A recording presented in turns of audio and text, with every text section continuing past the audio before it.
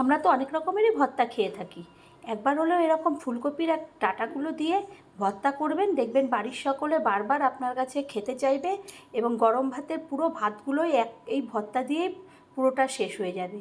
তো নমস্কার বন্ধুরা, বং কিচেন বনানি নতুন একটা রেসিপিতে আপনাদের স্বাগত জানাই। আমি আজকে যে রেসিপিটি করব সেটি হলো ফুলকপির যে ডাঁটাগুলো আছে বা ডান্ডিগুলো, সেইগুলোকে দিয়ে ভর্তা বানাবো। তার জন্য ওগুলোকে আমি পুরো কুচি কুচি করে কেটে নিয়েছি এবং ওভেনে একটা বাটি বসিয়ে দিয়েছি। বাটির মধ্যে ওগুলোকে দিয়ে দেব এবং তার আগে জলটা গরম করছি এবং দিয়ে দেব লবণ। দিয়ে ভালো করে একটা ছোট্ট চামচি দিয়ে আমি ভালো করে ওগুলোকে সব একসঙ্গে জলের সঙ্গে মিশিয়ে দেবো, একটা থালা দিয়ে ঢেকে দেবো।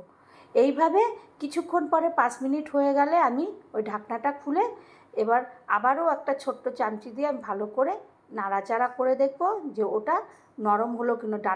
ডাঁটাগুলো একটু শক্ত থাকে, কিন্তু একটু লবণ দিয়ে ভালো করে ফুটালে ওগুলো নরম হয়ে যায়। তো তারপর দেখব যে ওটা নরম হয়ে গেছে, তখন আমি একটা থালা দিয়ে আবারও ঢেকে নেব। ঢেকে দিয়ে কিছুক্ষণ পরে বন্ধ করে দেব। বন্ধ করে দিয়ে আমি আবার ওগুলোকে ওই ছোট্ট হাতাটা দিয়ে আমি একটু একটু জল ঝরাবো। জল ঝরিয়ে ওই যেই থালাটা দিয়ে ঢেকেছিলাম সেই থালাটার মধ্যেই জল ঝরিয়ে তুলে নেব। তো বাদবাকি জল আবার থাকলে আমি ওটাকে ঢেলে দেব।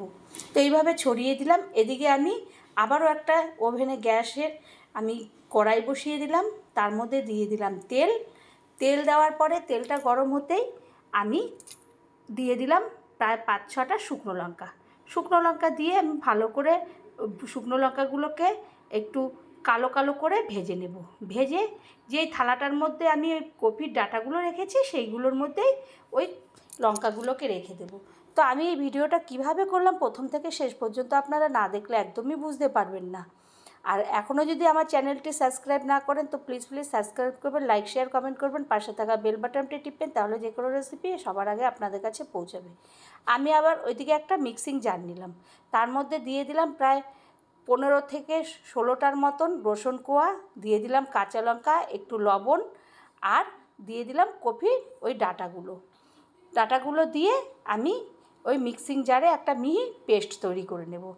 আর যে শুকনো লঙ্কাটা ছিল সেটাও দিয়েছিলাম, তার ফলে একটু লালচে লালচে হয়েছে। তো কড়াইয়ের মধ্যে আবারও তেল দিয়ে দিলাম। তেলের মধ্যে দিয়ে দিলাম শুকনো লঙ্কা, কালো জিরা ফোড়ন। প্রথমে শুকনো লঙ্কাগুলোকে লাল লাল করে ভেজে ওগুলোকে মিক্সিং জারে পেস্ট করে নিলাম। আবারও 2টো ফোড়নে দিলাম, আর দিয়ে দিলাম 1 মুঠো পেঁয়াজ কুচি। দিয়ে আমি এবার ভালো করে কালো জিরা, শুকনো লঙ্কা আর পেঁয়াজ কুচিগুলোকে ভালো করে নেড়ে পেঁয়াজগুলোকে একদম বাদামি কালারে করব। নাড়াচাড়া করতে করতে একদম লালচে করে বাদামি কালারের মতন হয়ে যাবে, ততক্ষণ পর্যন্ত আমি ভাজবো। যখন দেখব বাদামি কালার হয়ে গেছে, সুন্দর একটা ঘ্রাণ বেরাচ্ছে, তখন যে আমি কপির ডাঁটাগুলো মিক্সিং জারে পেস্ট করেছিলাম সেগুলোকে ঢেলে দেব। আর দিয়ে দেব একটু হলুদ। আর লঙ্কা তো শুকনো লঙ্কা, কাঁচা লঙ্কা সবই দিয়েছি, এর জন্যে আর কোনো লঙ্কা লাগবে না। আবার ফোড়নেও 2টো লঙ্কা দিয়েছি। এরপরে মিক্সিং জার থেকে পুরোটা আমি ঢেলে দিয়ে এবার ছোট্ট একটা হাতা দিয়ে আমি একদম ভালো করে নাড়াচাড়া করে ঘুটিয়ে ঘুটিয়ে নাড়তে থাকবো। একদম এপিট উপিট করে সুন্দর করে যতক্ষণ না জলটা পুরো শুকায় ততক্ষণ আমি নাড়াচাড়া করেই যাব। এইভাবে নাড়তে নাড়তে যখন ওটা জলটাও শুকাবে আর ওটার কাঁচা গন্ধটাও দূর হবে, তখন সুন্দর একটা ঘ্রাণ বেরাবে, ততক্ষণ পর্যন্ত একদম পুরো আমি নাড়ব। একদম নাড়তে নাড়তে যখন একটা সুন্দর মতন লড়া লড়া হয়ে যাবে, সেই সময় আমি একটা থালা কি বাটির মধ্যে ওটাকে তুলে নেব। তো আমি এরপরে একটা বাটির মধ্যে তুলে নিলাম।